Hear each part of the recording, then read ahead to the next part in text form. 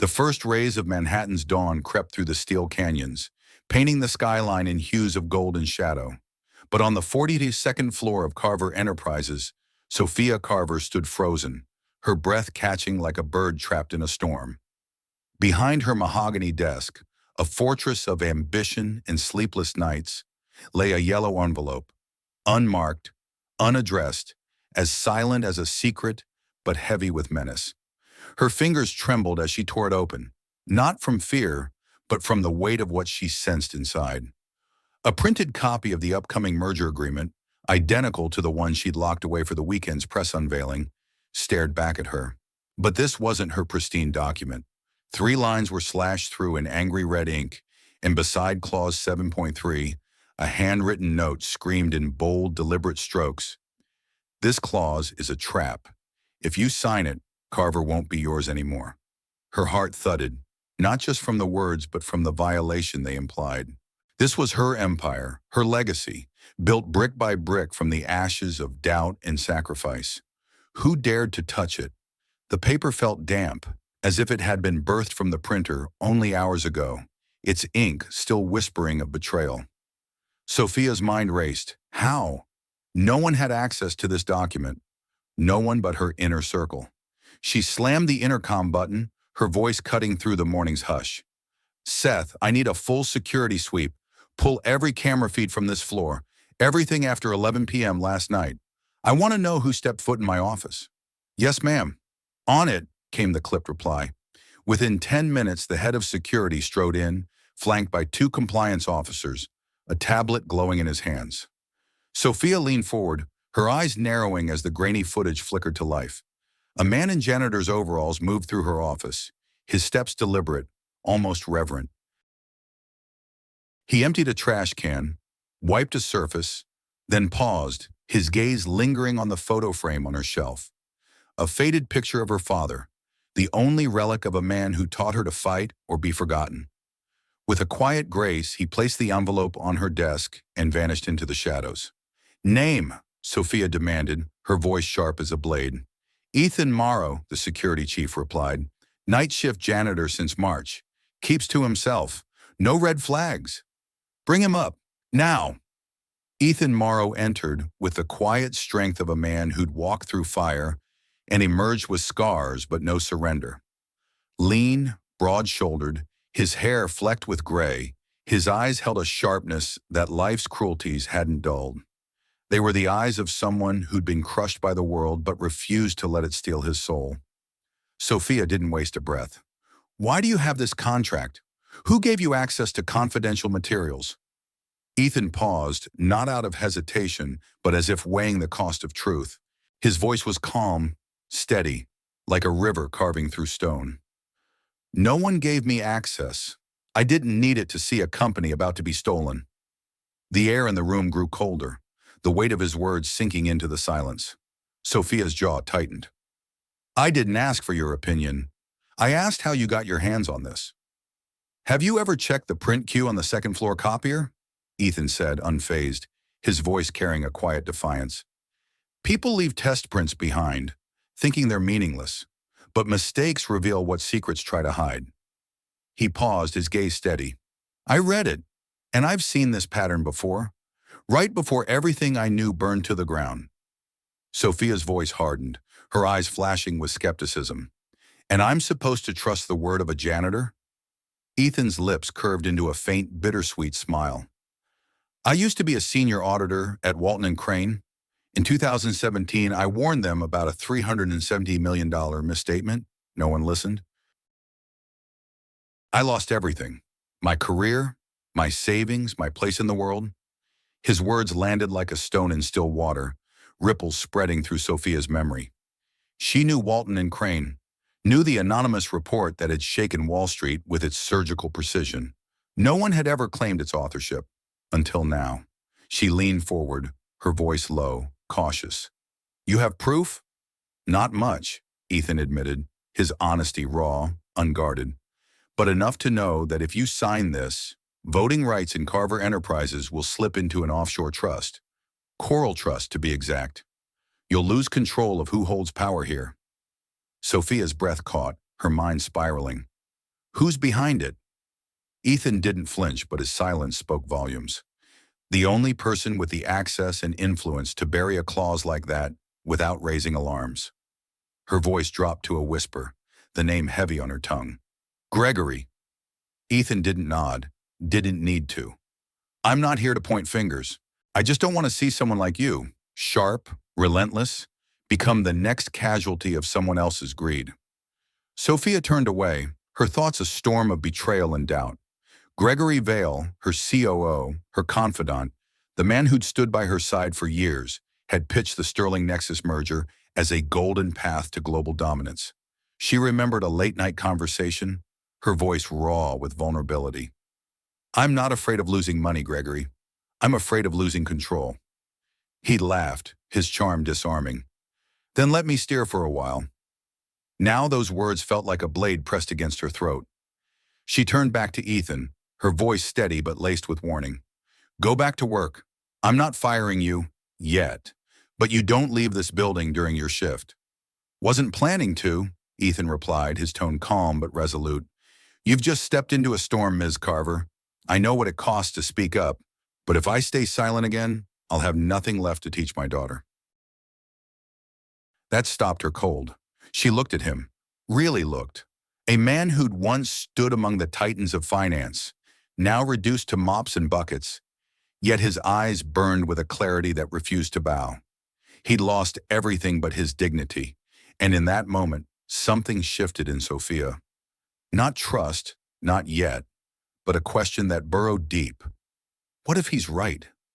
The lobby of Carver Enterprises thrummed with controlled chaos, its glass walls gleaming under the morning sun like a cathedral of ambition. Polished shoes clicked across marble floors, executives in tailored suits weaving through, their faces buried in phones and portfolios, oblivious to the undercurrents threatening to unravel their world. Amid the rush, Ethan Morrow moved unnoticed, his janitor's cart a shield of invisibility. His pace was slow, deliberate, his shoulders square under the weight of a uniform that marked him as insignificant. But today, the mop and cleaning spray were mere props. Tucked in his back pocket, folded like a soldier's letter from the front lines, was a photocopy of the merger clause that had ignited this quiet war. He passed the espresso bar, the scent of roasted beans curling around him like a memory of better days. He didn't glance at the executives. He didn't need to. He'd once worn their shoes, felt the weight of their world, and learned how quickly it could crumble. A security guard nodded in passing. Busy day, huh? Ethan's lips twitched into a half-smile, his voice low, laced with irony. Aren't they all when someone's trying to sell the ground beneath your feet? The guard blinked, unsure whether to laugh, but Ethan kept moving, his steps steady, his heart heavy with the truth he carried. Upstairs in the executive conference room, Sophia sat alone, her tablet casting a pale glow across her face. The paused video showed Ethan placing the envelope on her desk. No hesitation, no rush, just the quiet resolve of a man laying down a truth the world wasn't ready to hear. She hadn't spoken since watching it, not to Gregory, not to legal, not even to her assistant.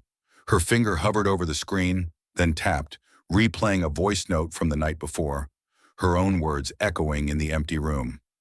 Clause 7.3 transfers indirect voting power to a choral trust, but the board still holds final say, right?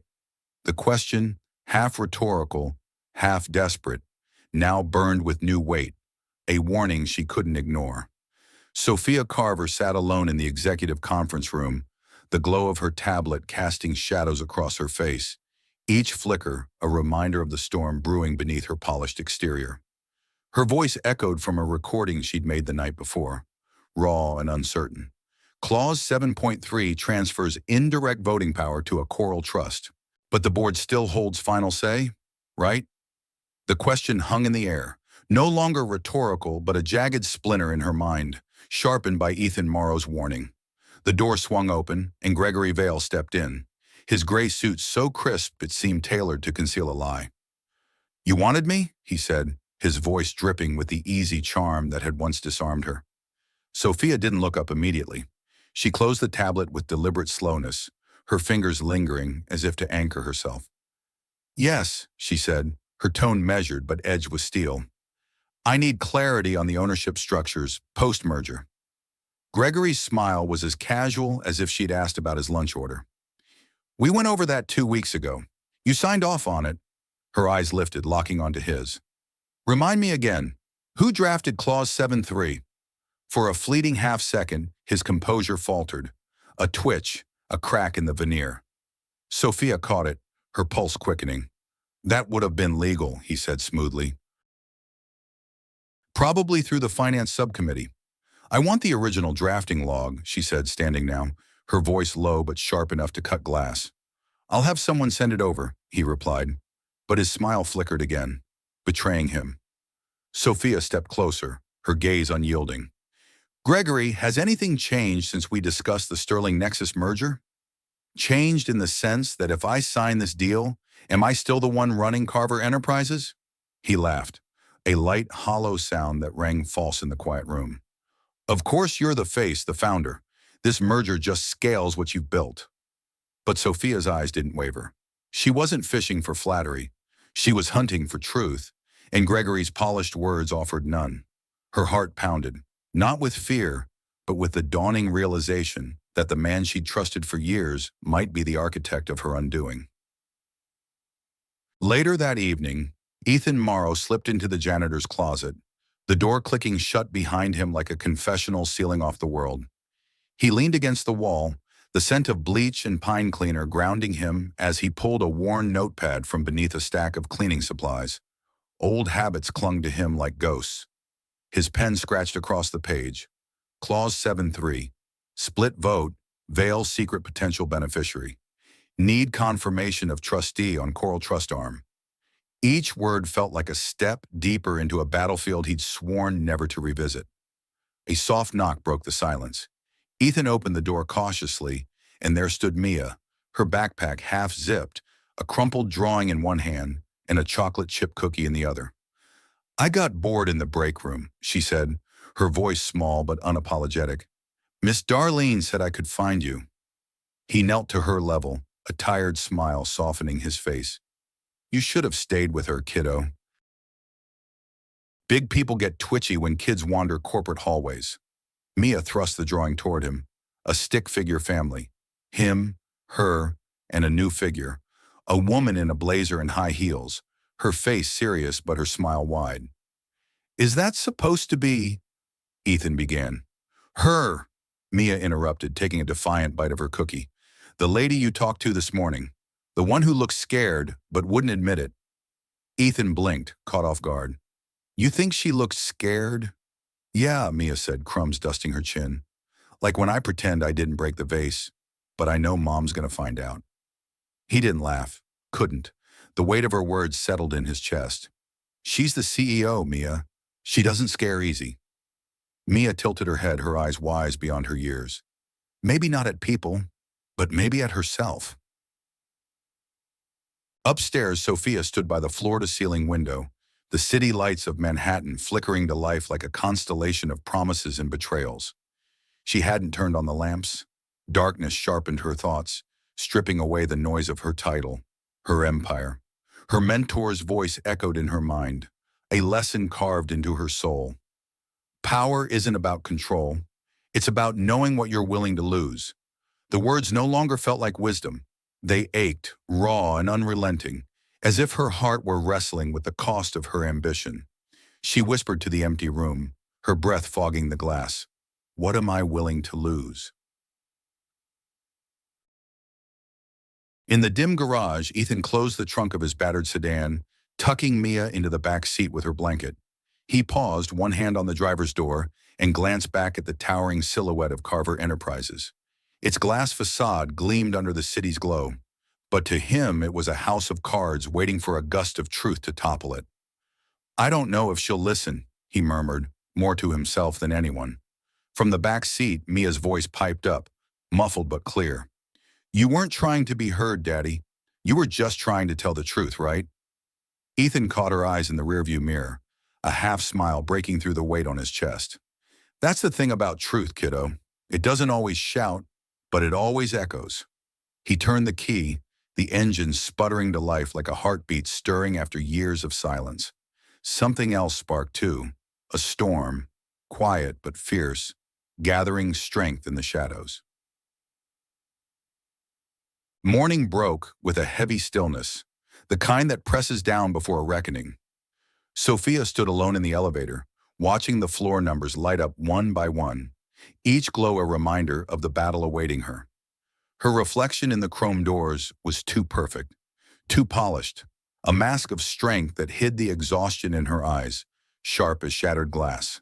She clutched her tablet like a shield, her schedule brimming with merger meetings, press previews, and board sign-offs. But her mind was locked on Clause 7.3 and the man who dared to warn her. Down on the operations floor, Ethan moved through the gleaming halls, mop in hand, his janitor's uniform rendering him invisible to the executives rushing past. He was a ghost in their world, except to one person, Sophia, whose thoughts now orbited him like a planet pulled by an unseen star. "Hey, Morrow," a voice called. Doug from IT, balancing a tray of coffee, held up a folded piece of paper. "You dropped this by the loading dock." Ethan's breath caught as he recognized his notepad, its pages heavy with secrets. "Thanks," he muttered, tucking it into his jacket, his hands trembling for minutes after. Upstairs, Sophia entered the executive lounge for her 9:30 briefing, but her steps faltered at the sight of a little girl perched on a velvet chair, legs swinging, a purple crayon dancing across a page. A receptionist hovered nearby, her tablet tapping nervously. "I'm so sorry, Ms. Carver," she stammered. "Mr. Morrow's daughter. Her school had an emergency closure. He didn't want to leave her alone. He promised she'd stay out of the way." Sophia raised a hand, her voice calm but warm. "It's all right. What's her name?" "Mia," the girl answered for herself, looking up with a grin. Her ponytail was slightly crooked, her sneakers mismatched but bold. "You're the CEO lady, right?" Sophia arched a brow, a spark of amusement breaking through her guarded exterior. "I suppose I am." "You don't look as scary as Daddy said," Mia declared, unfazed. Sophia nearly choked on a laugh. "Is that so?" Mia nodded, her expression solemn. "He said you look like someone who doesn't believe in sleep or second chances." The receptionist gasped, but Sophia's laughter came freely, genuine, a rare crack in the fortress she'd built around herself. "You should laugh more," Mia added, her eyes bright. "Your face gets prettier when you do." Something broke inside Sophia, not a wall, but a window, letting in a sliver of light she hadn't felt in years. She knelt beside Mia, one hand resting gently on the chair. "What are you drawing?" "It's a house," Mia said, her crayon pausing. "Not a real one, a safe one." Sophia's breath hitched. "Safe from what?" Mia met her gaze, her young eyes piercing. "From people who smile when they're lying." The words landed like a stone in Sophia's chest. She stood slowly, took one last look at the drawing, and walked out, the weight of Mia's truth trailing her like a shadow. Back in her office, Sophia unlocked her personal device, her fingers trembling as she sifted through the internal contract archive. Clause 7.3's file history was buried, mislabeled as a compliance memo, tucked away in an old archive tag. Only someone with elevated clearance and intimate knowledge of the system could have hidden it so deftly. Her pulse quickened as she dialed legal. "Get me the metadata logs on all changes to the draft merger agreement in the last 90 days. Full trace, and do it quietly." "Understood, Ms. Carver," came the reply. "It may take a few hours." "Good," she said, her voice steady but her heart racing. She ended the call and stared at the screen, her fingers hovering over the voice notes app. Without meaning to, she opened it, and her own voice filled the room, raw and unguarded from the night before.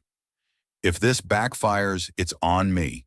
The words hit like a confession, exposing the fear she'd buried beneath years of unrelenting ambition. Sophia Carver's voice echoed through the stillness of her office, a confession she hadn't realized she'd made until it played back, raw and unfiltered. "I can't keep pretending I see everything just because I'm not allowed to blink." The words struck her like a forgotten wound, sharp and undeniable. exposing the fragility beneath her iron facade.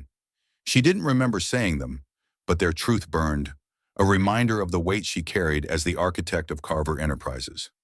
Outside, Manhattan's skyline glittered, indifferent to the storm brewing within her. Later that day, Ethan Morrow passed the main printer room, a place he usually sidestepped like a battlefield littered with ghosts. But something caught his eye, a single page, half protruding from the output tray, its edges curling like a secret begging to be found. Curiosity tugged at him, and he pulled it free. It was a draft memo from Gregory Vale, the subject line chillingly innocuous. Transition Protocol, Post-Merger Voting Realignment. His stomach twisted as he scanned the text, its polished language masking a sinister intent. Voting blocks funneled to a holding trust, cloaked as oversight coordination. It was corporate sleight of hand, a betrayal dressed in fine print. Ethan slid the memo into his worn notebook, his heart pounding with the weight of what he'd uncovered. Then, for the first time in years, he opened his email and typed a message to Sophia Carver. Subject: read the things we pretend not to see.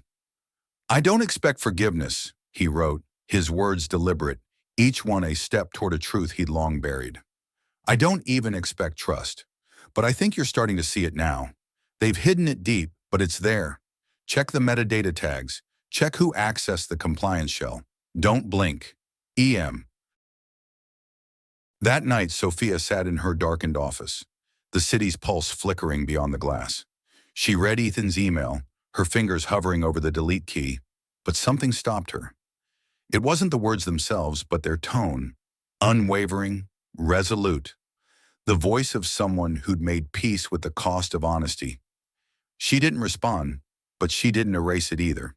Instead, she clutched the printed email, its edges creasing under her grip, and let the weight of his warning reignite a fire she'd thought long extinguished.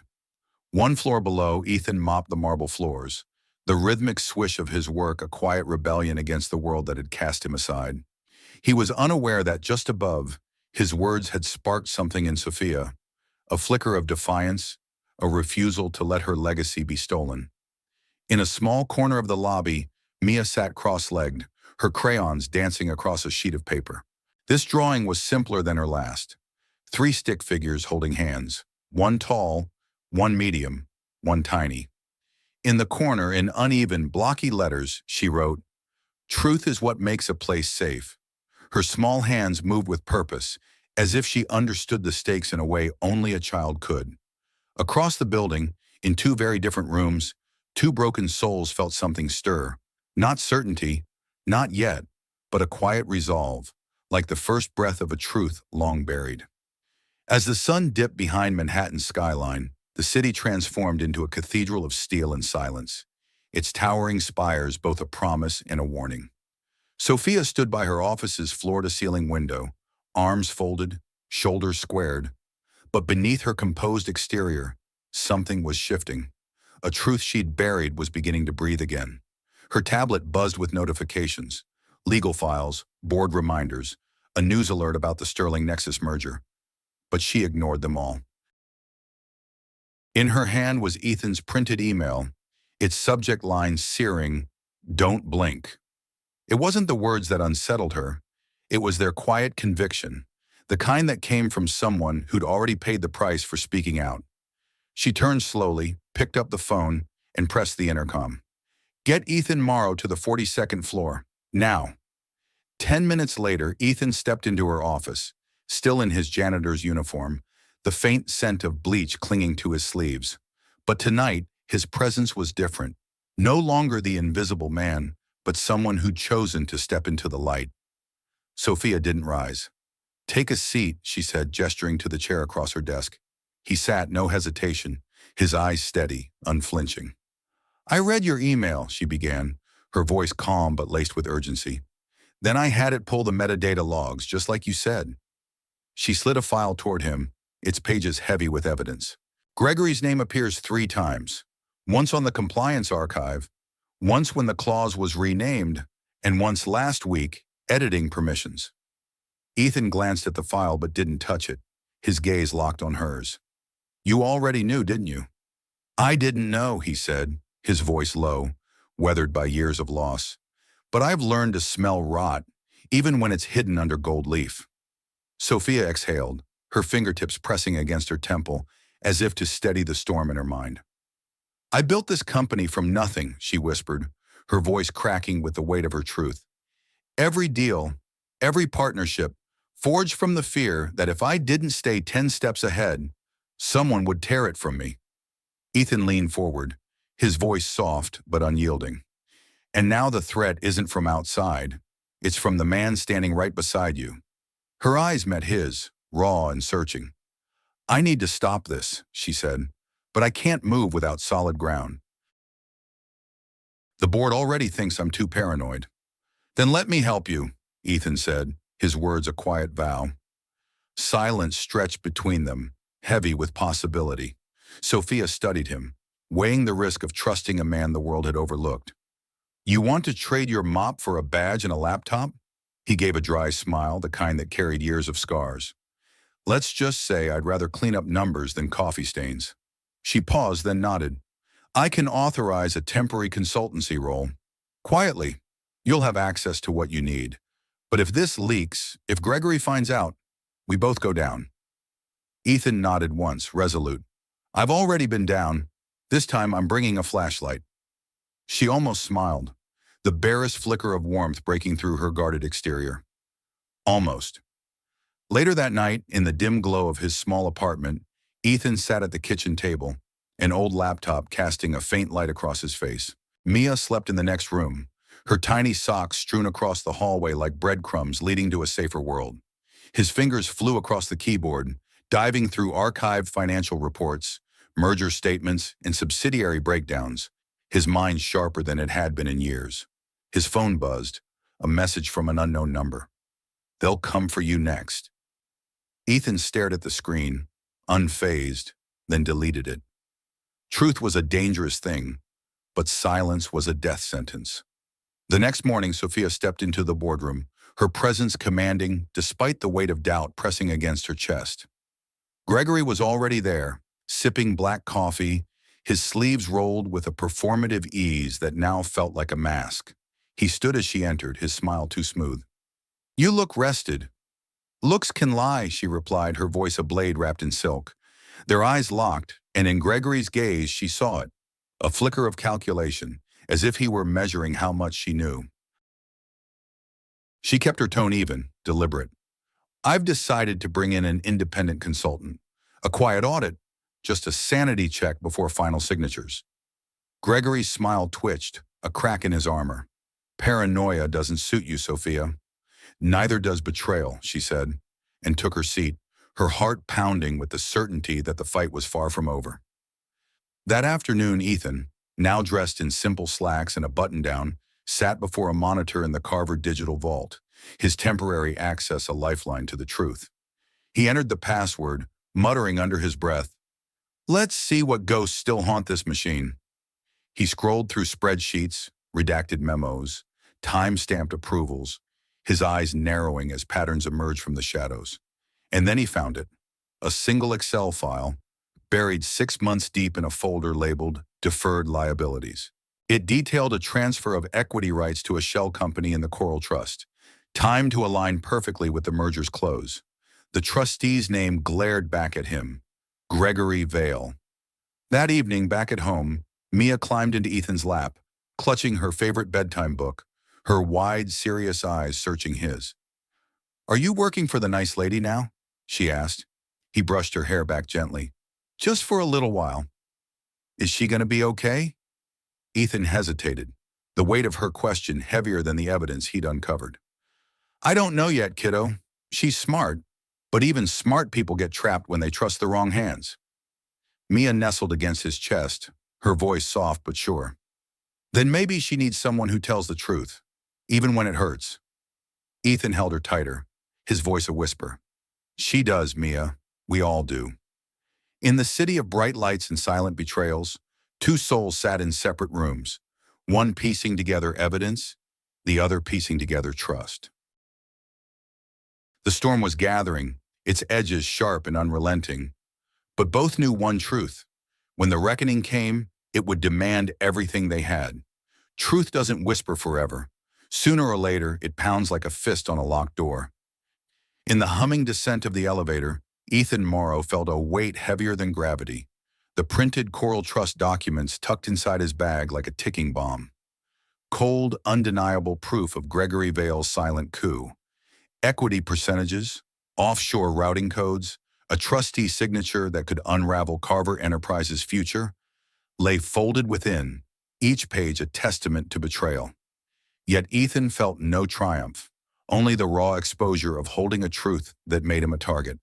The elevator dinged, and he stepped into the shadowed garage, his heart a drumbeat of resolve and dread. Upstairs, Sophia Carver stood before the mirror in the private washroom off her office, her reflection a mask of unreadable steel. She'd always believed strength meant never flinching, but the faint lines etched around her eyes told a different story. One of sleepless nights and a heart hardened by years of vigilance. The soft buzz of her phone broke the silence, vibrating against the marble counter. The screen flashed. Incoming call. Gregory Vale. She let it ring, unanswered, the sound a hollow echo of a trust now shattered. Words were no longer enough. She needed facts, and Ethan was bringing them. 20 minutes later, in her office, with the door locked and blinds drawn, Ethan laid the documents on her desk, their edges sharp as the truth they carried. Sophia scanned the pages in silence, her face a fortress of calm, but the stillness in her eyes spoke louder than any gasp. When she finished, she looked up, her voice low, almost rhetorical. Why the Coral Trust? Ethan's gaze was steady, his words cutting through the quiet. Because sunlight doesn't reach there, not the kind that exposes greed. Her fingers tapped the desk, a rhythm of contained fury. Did you make copies? Yes, he said, but no emails, flash drive only. I've walked this road before. Sophia nodded, a slow acknowledgement of his caution, born of a past that had cost him everything. Then in a voice barely above a whisper, she asked the question that had haunted her. Why are you helping me? Ethan met her eyes, unflinching. Because I've seen what happens when no one does. The silence that followed was heavy, personal, rooted in shared wounds. For the first time, Ethan saw beyond the CEO. A woman who'd built walls not to conquer, but to survive. Sophia's voice softened, raw with truth. There's something cruel about betrayal. It never comes from your enemies. Later that afternoon, the cafeteria of Carver Enterprises buzzed with the clatter of trays and murmured deals. But Gregory Vale stood apart, sipping espresso from a sleek ceramic cup, his eyes scanning the room like a chess master plotting his next move. His phone buzzed. A message, no name, no greeting, just a single chilling sentence. She knows. He didn't flinch. He set the cup down, adjusted his cufflinks with practiced calm, and pivoted, his mind already spinning new strategies to salvage his crumbling empire. That evening, as the office floors emptied, Sophia sat alone, poring over security footage from 6 months prior. She'd demanded every scrap of data tied to the compliance archive, timestamps, login metadata, entry logs. And there it was, a grainy clip of Gregory entering the finance conference room after hours, plugging in a USB drive, overriding permissions with the casual arrogance of someone who believed he'd never be caught. Sophia leaned back, her whisper sharp with realization. He thought I'd never look this far back. Her intercom crackled, her assistant's voice cutting through. Ms. Carver, Mr. Vale is here. He says it's urgent. Sophia's eyes narrowed, a spark of defiance igniting. Send him in. Gregory entered, his presence commanding, as if he owned the very air in the room. Sophia, he said too casually, his smile a polished lie. I wanted to check in before tomorrow's press round. She motioned to the seat across her desk. Have a seat, Gregory. He didn't. Instead, he drifted to the window, gazing out over Manhattan's glittering skyline, like a king surveying his domain. You've been distant lately, he said, his back to her, almost like you're bracing for a fight that doesn't exist. Sophia remained silent, her gaze piercing. He turned slowly, his voice smooth but edged with warning. You know, Partnerships are built on trust. So is betrayal, she said, her words a quiet blade. A flicker crossed his face, a crack in his mask, gone in a heartbeat. What are you accusing me of? He asked, his voice low, dangerous. Sophia reached into her drawer and slid a folder toward him. Not the originals, but a copy, its contents damning. Gregory glanced at it, unmoving. You've been busy, he said, his tone icy. She leaned forward, her voice steady but searing. I know everything, Gregory. The shell company, the trustee signature, the metadata trail. I even have footage of you plugging in the drive. His jaw tightened, a predator cornered, but not yet defeated. You think this wins you something? She stood, her presence unyielding. It wins me my company back. Gregory laughed, a cold, jagged sound, the kind of laugh that promised to burn everything down. You really believe the board will side with a janitor over me? He's not a janitor, Sophia said, her voice cutting through his bravado. He's a man who didn't blink when the truth was inconvenient. Gregory stepped closer, his eyes narrowing. You don't want to start a war, Sophia. You won't survive it. She held his stare, unflinching. I've survived worse. And this time, I'm not fighting alone. He stood there a moment longer, then turned and walked out, the silence he left behind heavier than his words. Downstairs, Ethan sat on a bench in the lobby, watching Mia sip the last of her juice box, her small fingers smudging the straw. You're quiet, she said, wiping her mouth with her sleeve. Just thinking, he replied, his voice soft, weighted with the storm he'd set in motion. Mia leaned against him, her warmth a reminder of why he fought. Did she believe you? Ethan's lips curved into a faint smile. I think she believed herself. Mia tilted her head, her eyes bright with a child's clarity. That's harder, huh? Much harder, he said, his voice barely above a whisper. As Manhattan's lights flickered to life, two battles loomed, one in a boardroom steeped in power, another in the hearts of two people who'd stopped running from their reflections. Truth had shown them who stood against them, and now they had a choice. Fight for it or let it drown. The morning of the board meeting dawned with a tension so thick it seemed to pulse within the walls of Carver Enterprises. Sophia stood in the hallway outside the boardroom, her reflection in the glass doors a warrior's mask, her hand lingering on the doorknob. Behind her waited 12 of the company's most powerful voices, some loyal, some silent, some sharpening knives behind polished smiles. In her pocket, a flash drive burned with evidence. In her heart, a fire roared, fueled by a truth she could no longer ignore. The door opened and the room fell silent. Rebecca Dalton, the chairwoman, greeted her with a crisp, neutral tone. Ms. Carver, we're ready to begin. Sophia nodded and took her seat at the head of the table, her posture unyielding. Gregory Vale was already there. To her right, flipping through the printed agenda with a casual ease that belied the storm brewing. This was no ordinary meeting. Rebecca continued. Before we proceed, Mr. Vale has requested to open with a statement. Sophia didn't flinch, her eyes locked on the horizon of what was to come.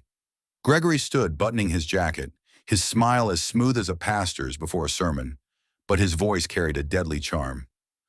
I'll keep this brief, he began, his words honeyed, calculated. Over the past few weeks, Miss Carver has voiced concerns about the integrity of our upcoming merger. While I understand her caution, I'm afraid her doubts have spiraled into paranoia. Several board members shifted uncomfortably, their glances darting like shadows. Sophia sat still, her heart a steady drumbeat, her resolve a fire that no words could extinguish. Gregory Vale's voice dripped with calculated calm, each word a carefully placed stone in a wall meant to bury Sophia Carver. She's acted without board approval, he said, his eyes cold but his tone polished. A predator cloaked in civility.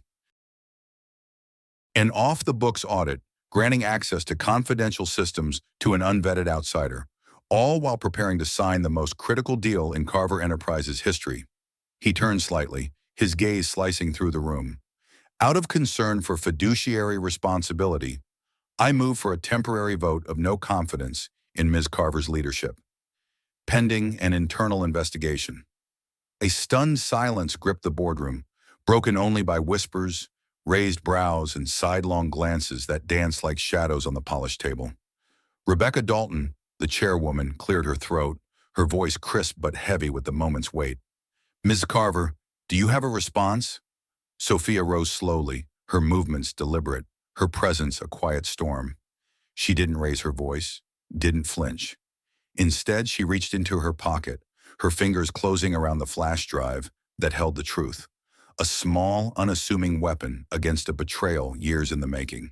She plugged it into the conference screen, and the room dimmed as the projector hummed to life, casting a ghostly glow across the faces of the board. A file appeared. Coral, transfer, trustee, approval.pdf. Then security footage, time-stamped and unforgiving. Gregory Vale, alone in the finance conference room late at night, a USB drive in hand. The room froze, the air thick with unspoken shock. Sophia's voice cut through the silence, sharp as cold steel. "What Mr. Vale calls paranoia, I call vigilance." She turned to the board, her eyes burning with conviction. Clause 7.3 was no clerical error. It was planted deliberately, designed to shift controlling interest in Carver Enterprises to an offshore trust under one name, Gregory Vale. Gasps rippled through the room, audible now, as she pressed play on a clip of the audit trail. Access logs, email headers, all pointing like daggers to Gregory. He lurched forward, his voice sharp. "Let's not dramatize." "Sit down," Rebecca Dalton snapped, her tone a whip crack that silenced him. Gregory's veneer cracked as he sank into his chair, his charm unraveling under the weight of evidence.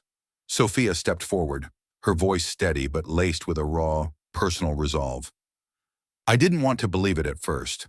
I thought maybe I'd been in this tower too long, blinded by my own ambition. But then someone with nothing to gain and everything to lose showed me the truth." She locked eyes with the board, her gaze unflinching. "And now, I'm showing it to you." The vote was swift, decisive, 9-3.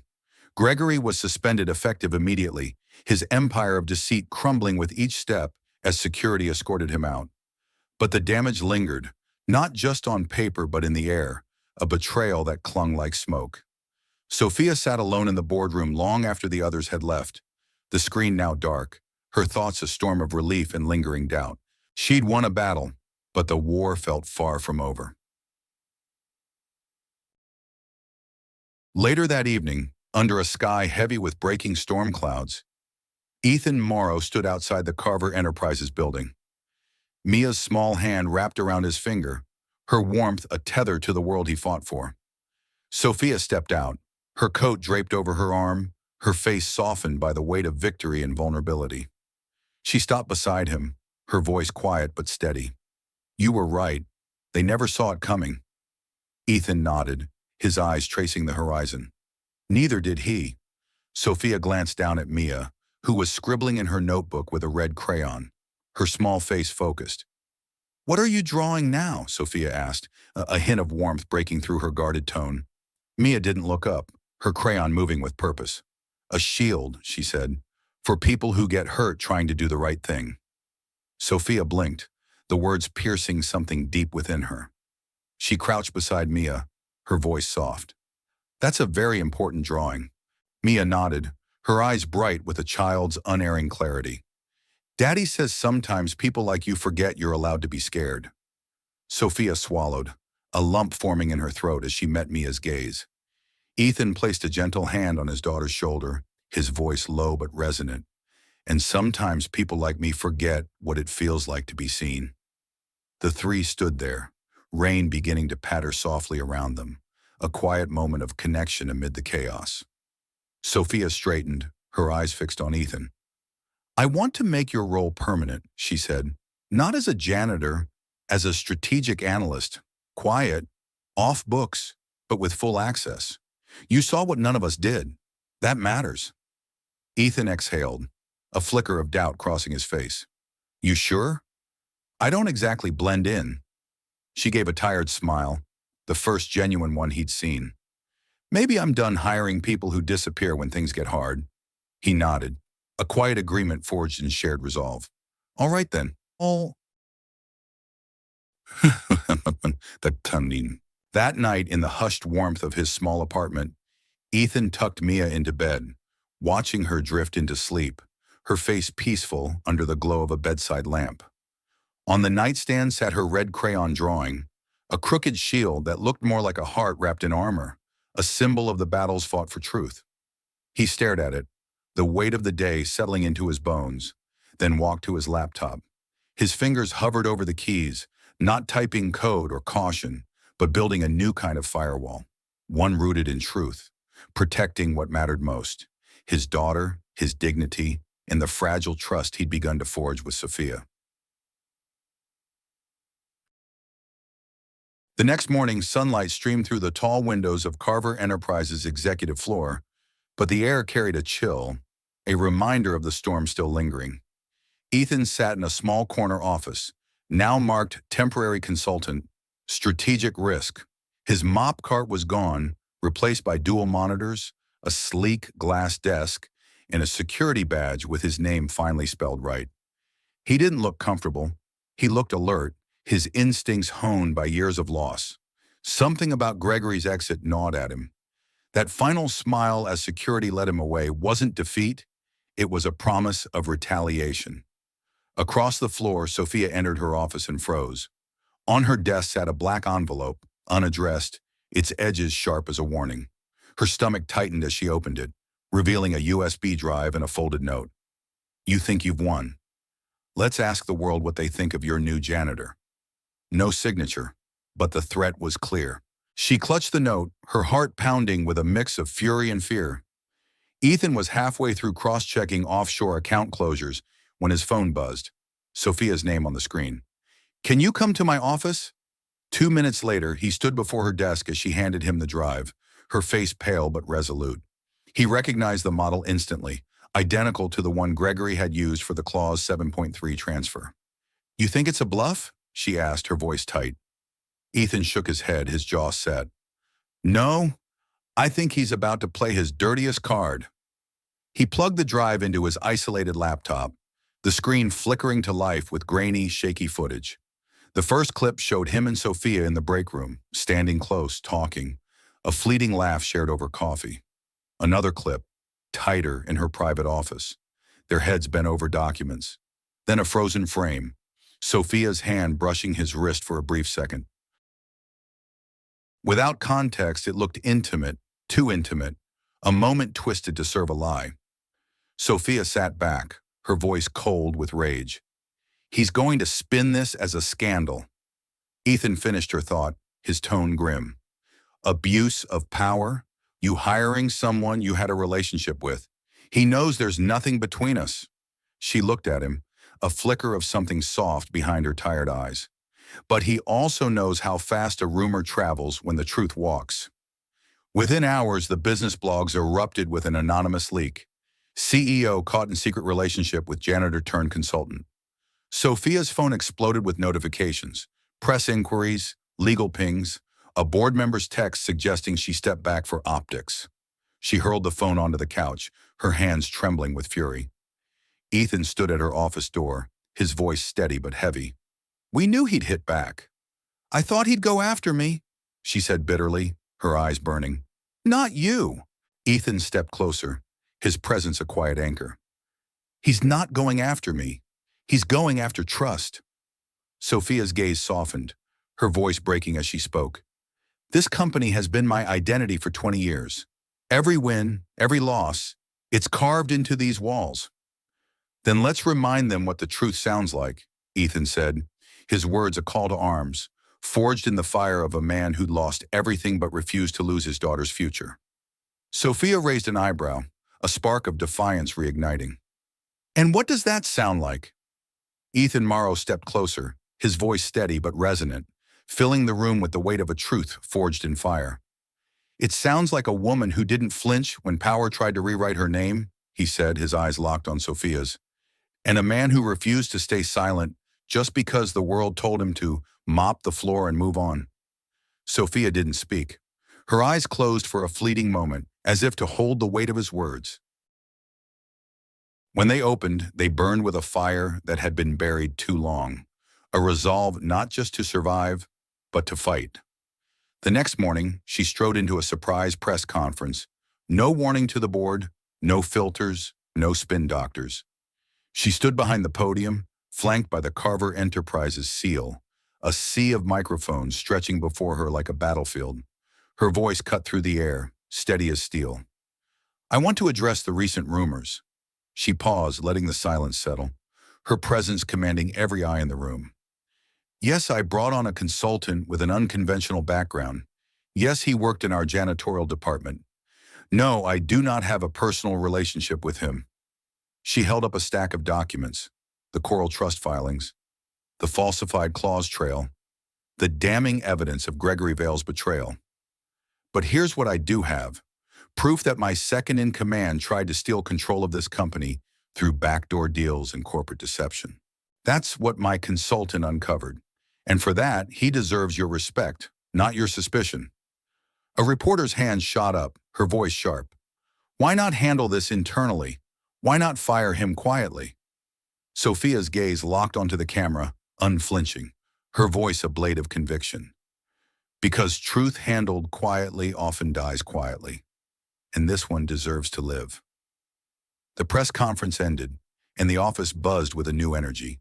Whispers of shock, nods of acknowledgement, and, for the first time, eyes that met Ethan's not with pity or judgment, but with respect. In the lobby, Mia ran to him after school, her tiny backpack bouncing, a folded note clutched in her hand. "What's this?" Ethan asked, his voice soft, warmed by her presence. "I made you a certificate," Mia said, her grin wide and proud, "for doing the scariest job in the world." He unfolded it, a hand-drawn page in bright blue crayon, proclaiming Truth Teller of the Year, for being braver than most adults. Ethan knelt, pulling her into a tight hug, his voice a whisper choked with emotion. "I don't know what I did to deserve you, kiddo." Mia beamed, her eyes sparkling. "You stopped lying to yourself." Upstairs, Sophia watched them from her office window, a pang stirring in her chest. Not for the company, but for herself. For the first time in years, she felt a flicker of hope, not born of outmaneuvering a crisis, but of facing it head-on. With the help of a man who'd once been invisible, she'd shown the world that truth didn't need a tailored suit or an Ivy League degree. Sometimes it came with a mop and a flashlight, and it changed everything. The old iron gate creaked as Sophia stepped onto the overgrown property tucked at the edge of Hastings-on-Hudson, ivy snaking up the stone walls like time trying to erase a forgotten legacy. Once a law office that handled Carver Enterprises' most discreet battles, it was now a silent cottage, cloaked in solitude. Ethan waited by the sidewalk, one eye on the house, the other on Mia, who colored quietly in the back seat of his weathered truck. "You sure she'll talk to you?" he asked as Sophia reached for the brass knocker. "I'm not," she replied, her voice steady but laced with uncertainty. "But if she doesn't, Gregory wins." Before her fist could land, the door swung open, revealing Margaret Lawson, a woman in her 50s, her silver hair twisted into a low knot, her eyes sharp as the contracts she once dissected. The former general counsel of Carver Enterprises, Margaret had vanished 2 years ago after a questionable, health-related retirement. Sophia met her gaze, unflinching. "I need 15 minutes. Margaret studied her, her expression that of someone who'd learned to distrust anyone in a suit. Then with a slight nod, she stepped aside. Inside, the air smelled of old books and dried lavender, the armchairs worn from years of settlements more than courtrooms. "I thought I'd left Carver behind when I walked away with my spine intact," Margaret said, her voice flat but edged with regret. "Why now?" Sophia took a deep breath, placing the flash drive on the table like a gauntlet. "It's happening again. Only this time, the parasite wears the face of a friend." Margaret didn't touch the drive, her silence a challenge. Sophia pressed on. "Gregory forged my signature, masked a clause to hand control of the company to a shell entity he owns offshore.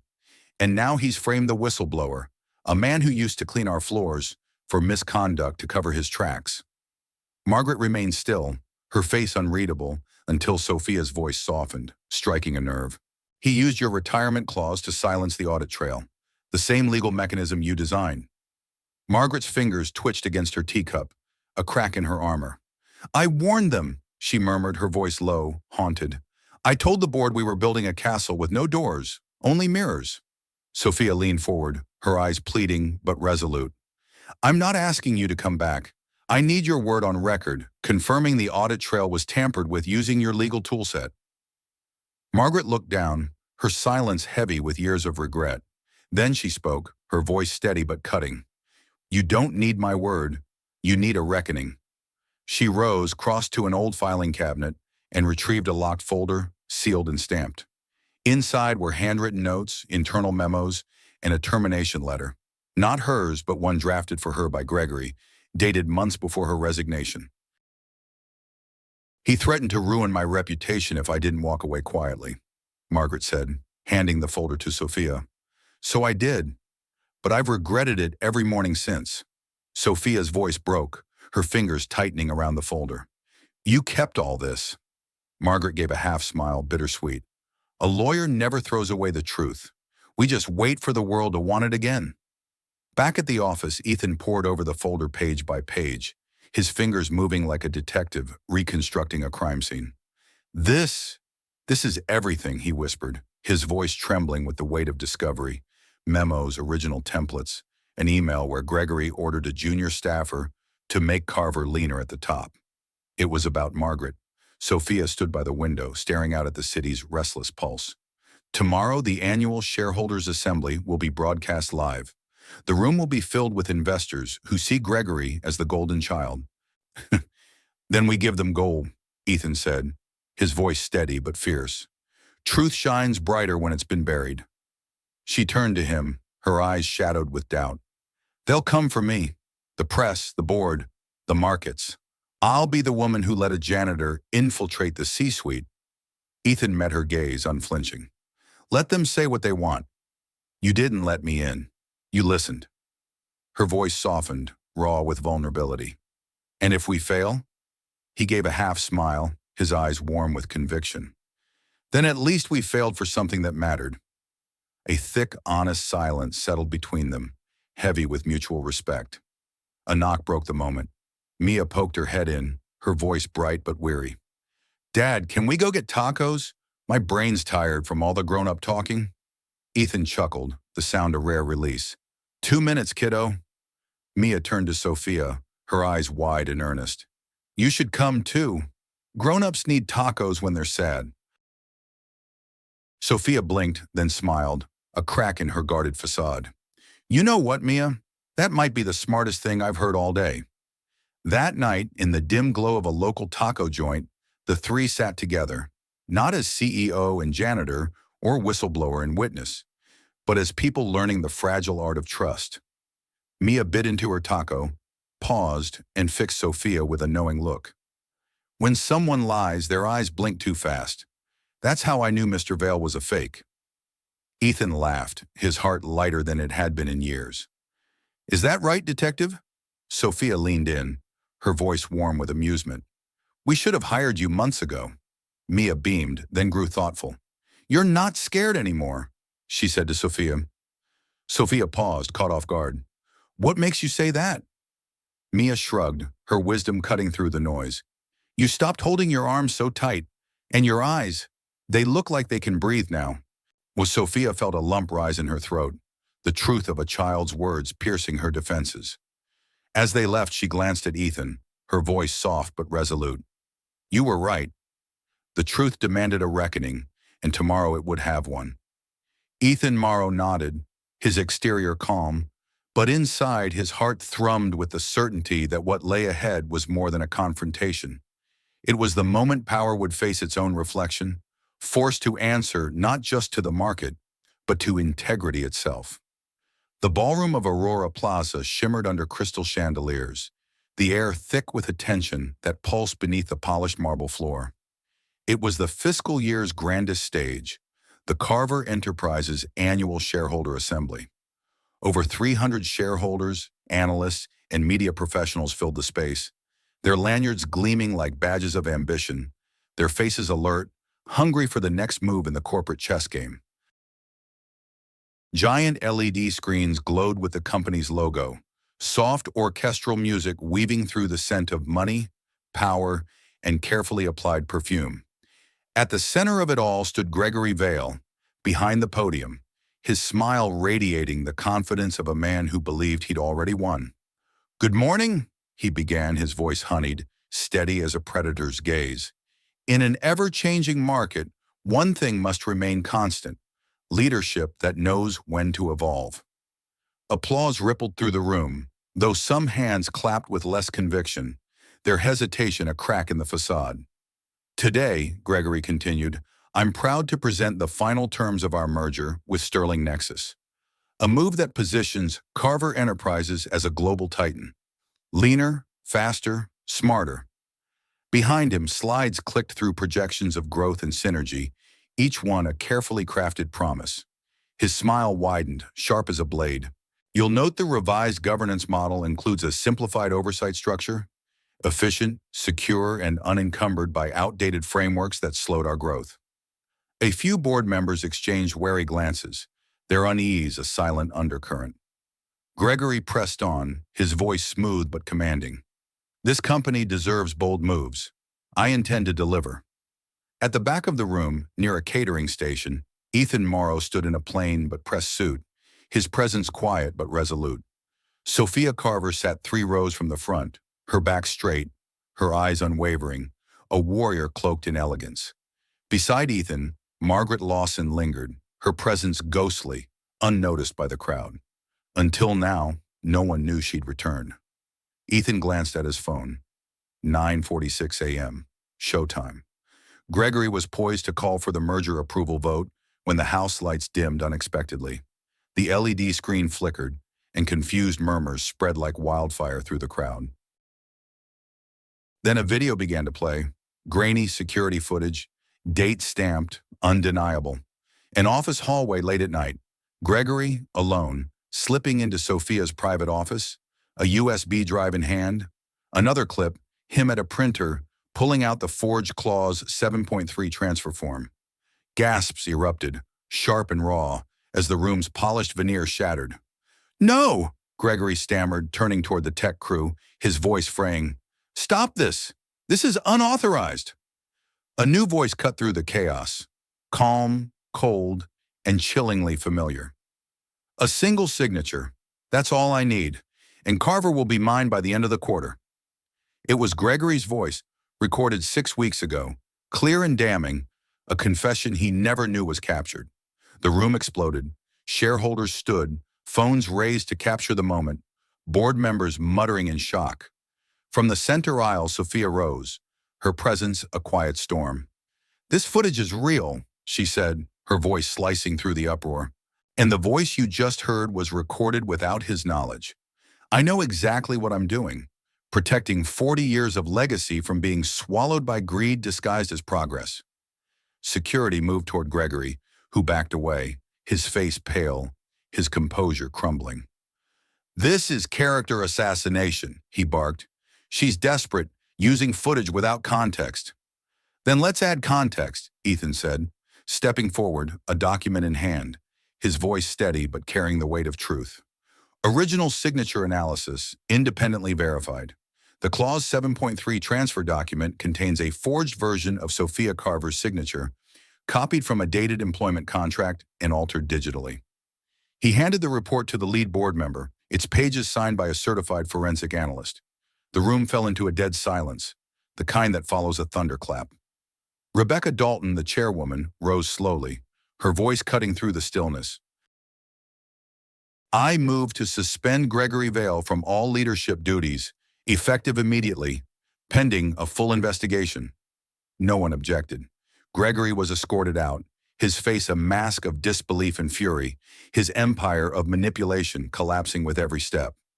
Outside, the media swarmed, cameras flashing like vultures circling. But Sophia didn't pause. Flanked by Ethan and Margaret, she walked through the chaos, her silence louder than any statement, and didn't speak until they were far down the avenue, the sun warm against her face. She exhaled, a weight lifting but not gone. "It's done." "No," Margaret corrected softly, her voice tinged with hard-earned wisdom. It's only beginning. Sophia turned to Ethan, her eyes softening.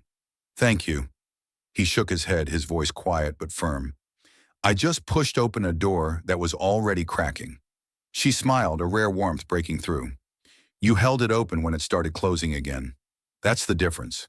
They stopped at a crosswalk, the city's pulse thrumming around them. Ethan looked up at the sky, then at her. I'm not a hero. Sophia shrugged, her voice soft but resolute. Neither am I. But maybe we're done waiting for perfect heroes to save us.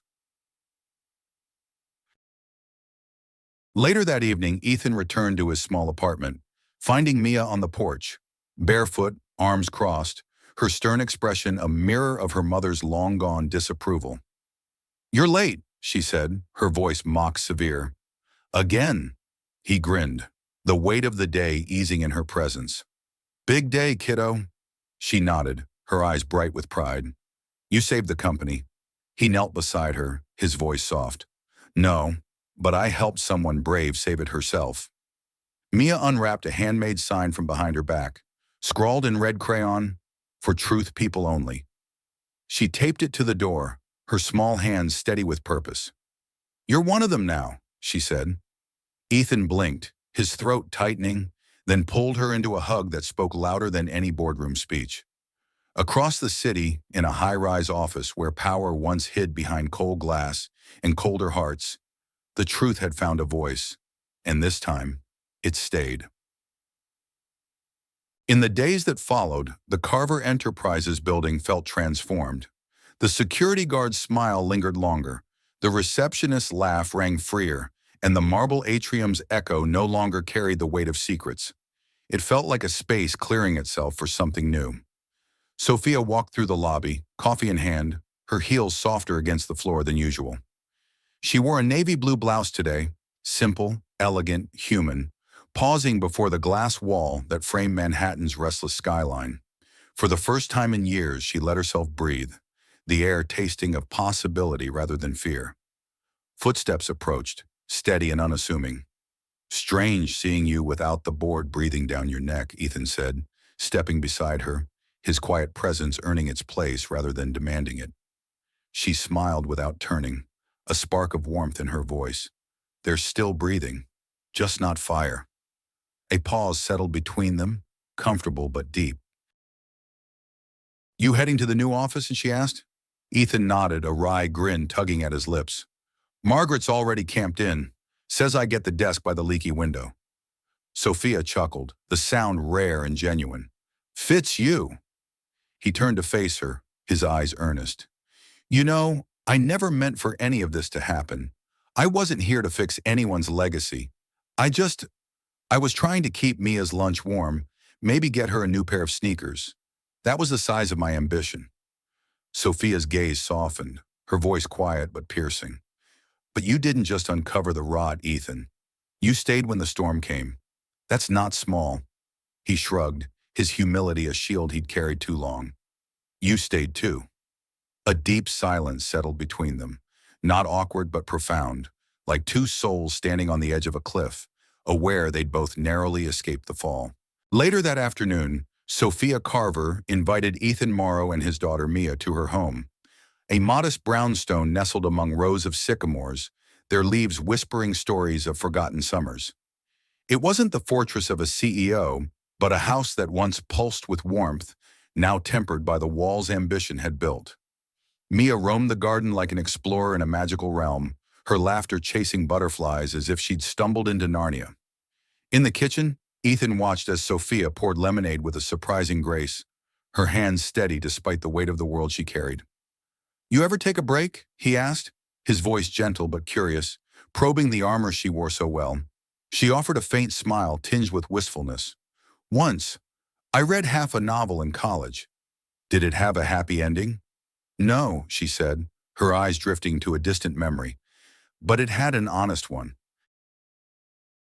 They moved to the back porch, the air soft with the scent of blooming jasmine, and sat watching Mia coax a squirrel from a tree with scattered bits of granola, her giggles a melody against the quiet. Sophia sipped her lemonade, her voice softening. My father used to sit out here when he was tired of being a lion. Ethan turned to her, his gaze steady. What was he like? She looked into the past, her eyes tracing shadows only she could see. Brilliant, demanding, always 5 steps ahead, but he saw rest as weakness. He taught me to move forward or be devoured. Ethan nodded, a flicker of recognition in his eyes. Sounds familiar, except my dad disappeared when I was 7, left behind an empty toolbox and a lifetime of questions. Sophia's gaze met his, a quiet understanding passing between them. And yet, somehow, we both survived. He smiled, the word heavy with truth. Barely.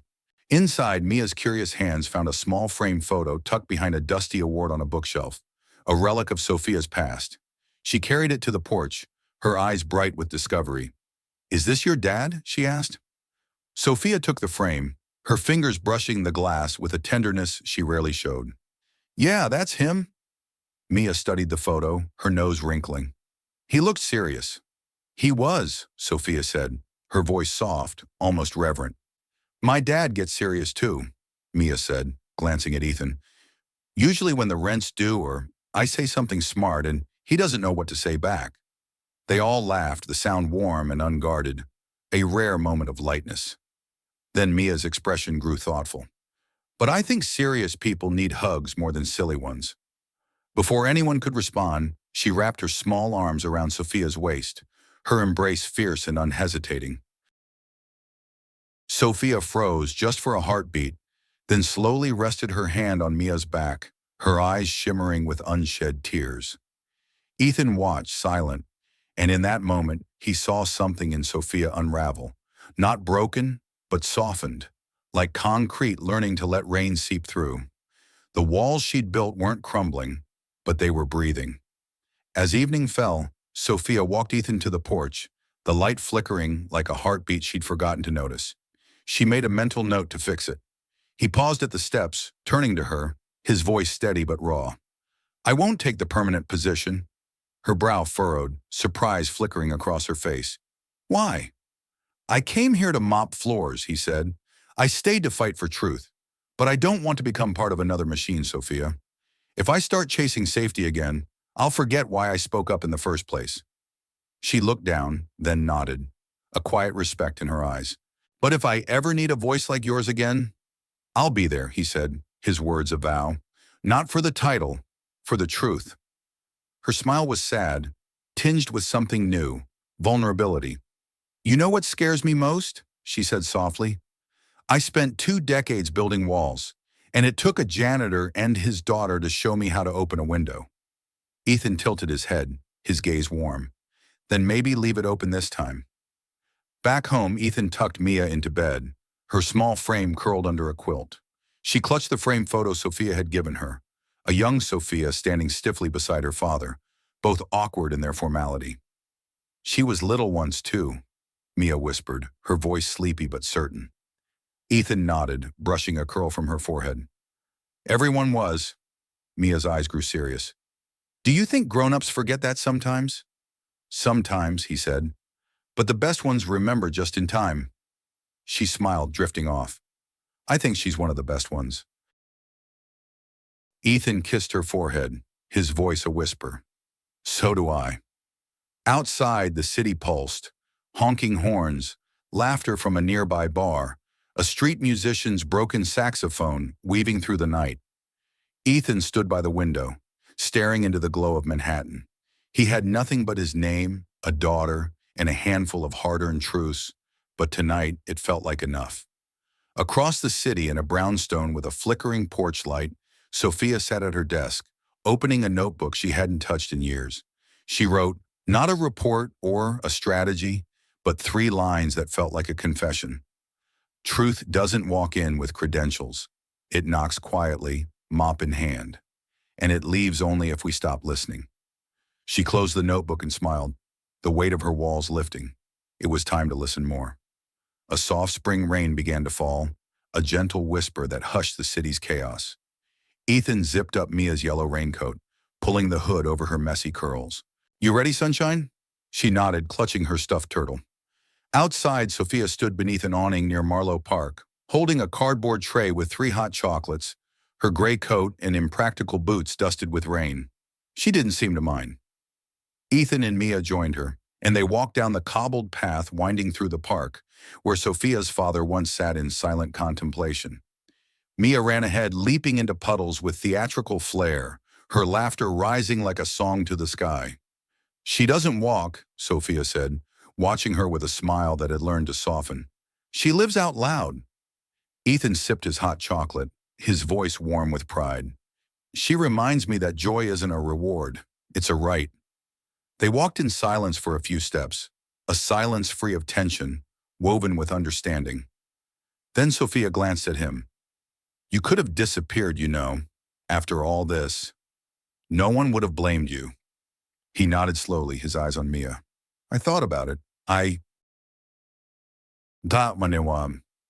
What stopped you?"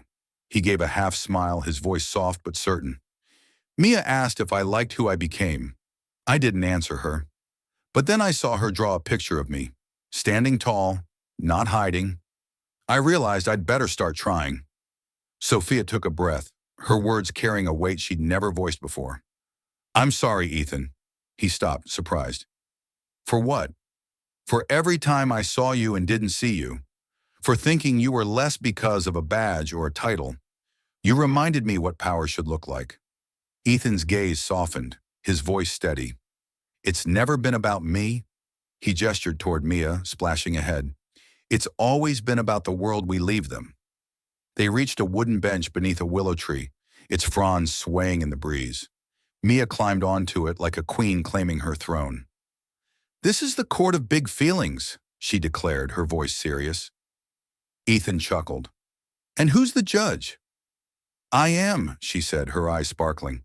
"And I say you're both guilty, brave." Sophia laughed, sitting beside her. "What's the sentence?" Mia leaned in, her voice firm. "You have to promise never to stop being honest, even when it's hard." Ethan and Sophia exchanged a look, a silent pact forming. "I can live with that," Ethan said. "So can I," Sophia echoed, her voice soft but resolute.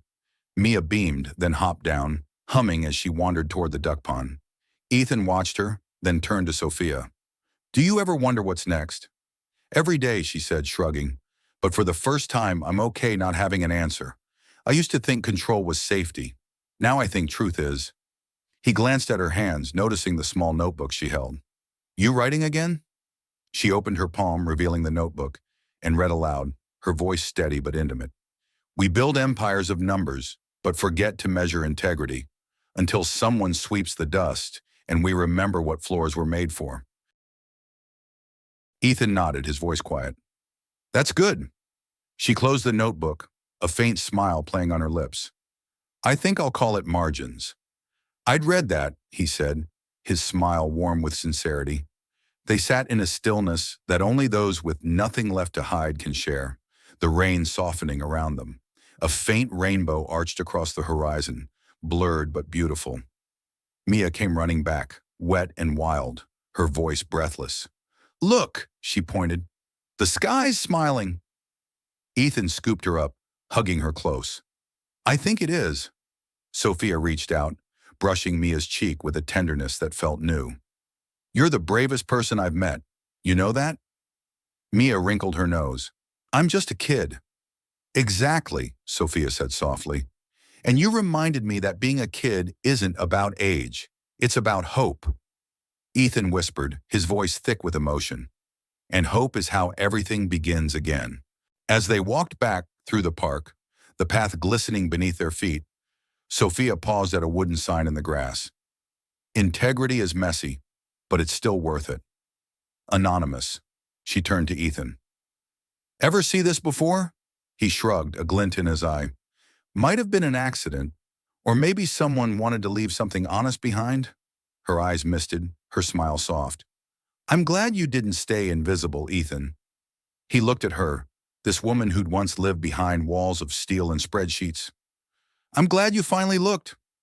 Together, one janitor, one CEO, and one little girl in a bright yellow raincoat walked the long path home, not to what was, but to what could be.